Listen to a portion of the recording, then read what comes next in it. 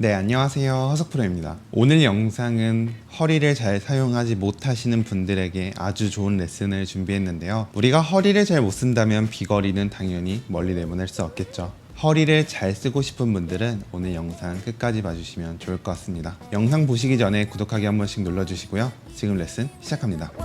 출근길 레슨은 매주 월목 오전 8시 반에 시작합니다.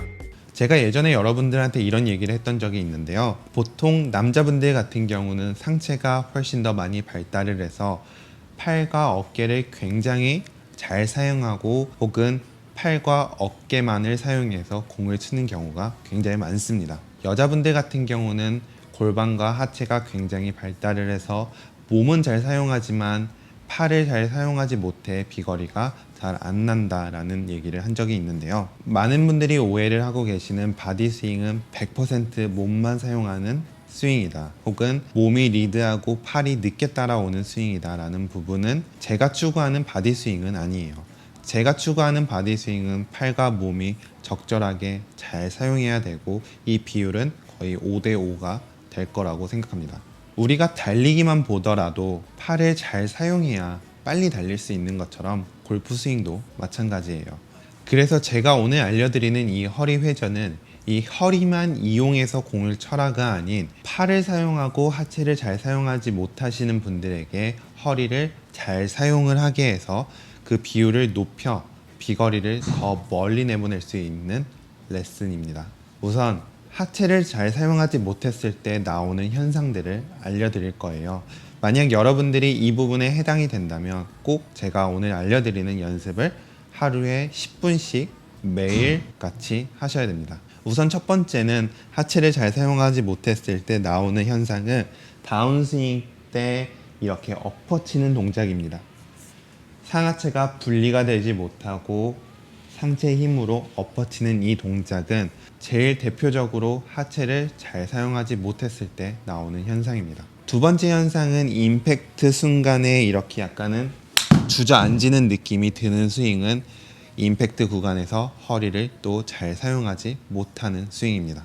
마지막 세 번째는 임팩트 이후에 체가 안쪽으로 빠지면서 피니시가 이어지지 못하는 스윙.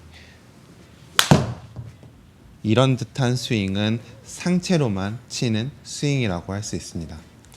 만약 여러분들이 이 세 가지에 해당이 된다면 오늘 제가 알려드리는 레슨이 굉장히 효과적일 거라고 생각합니다. 우선 여러분들이 이런 커튼 옆이나 옆에 쿠션이 있는 곳에 혹은 벽이 있는 곳에 이렇게 서주시고요. 커튼 같은 것이 있으면 가장 좋습니다. 골프채도 좋고 이런 스틱이 있다면 스틱을 사용하셔도 좋습니다. 우선 스틱을 그립 잡듯이 잡으신 상태에서 왼쪽 골반 옆에 이렇게 스틱을 놓고 일자가 되게 서주세요. 이때 우리가 이 커튼을 허리 회전만으로 스윙을 해서 이 커튼을 칠 건데요. 만약 여러분들의 회전이 정확하게 되지 않았다면 커튼에서는 큰 소리가 나지 않을 겁니다. 만약 여러분들이 정확한 허리 회전을 해주셨다면 커튼에서는 굉장히 좋은 소리가 날 거고, 이 부분을 이용해서 우리는 허리 회전을 연습하는 겁니다. 이때 조심하셔야 되는 건 절대 임팩트 이후에 체중이 앞쪽에 실리는 게 아닌 왼발 뒤꿈치 쪽에 모든 체중을 다 받는다라고 생각을 해주시면 되고요. 또 하나는 스틱이 너무 위쪽으로 올라가지 않게 약간은 중앙보다 하단 쪽을 칠 수 있게 만들어 주시면 훨씬 더 효과적입니다. 집에 있는 쿠션과 혹은 베개 같은 걸 왼발에 밟아 놓고 이 왼발을 밟으면서 일어나는 힘으로 허리를 회전해 주세요. 이 소리 때문에 여러분들의 회전은 훨씬 더 잘 될 거고 훨씬 더 빠르게 사용하실 수 있을 거라고 생각합니다. 방금 제가 보여드린 레슨은 제가 굉장히 좋아하는 레슨인데요. 허리를 잘 사용하지 못하는 아마추어 분들에게 이 레슨을 해드리면 비거리가 순간적으로 굉장히 많이 증가합니다. 여러분들도 이런 훈련을 통해서 충분히 허리를 잘 사용할 수 있을 거고, 허리를 잘 사용했을 때 늘어나는 비거리를 본다면 아마 여러분들은 이 연습을 매일과 같이 하지 않을까라고 생각합니다. 그리고 오늘부터 허석프로의 힌지 홀더를 구매하실 수 있고요.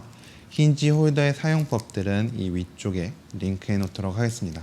그럼 전 다음 주에 더 좋은 레슨으로 찾아뵙도록 하겠습니다. 감사합니다.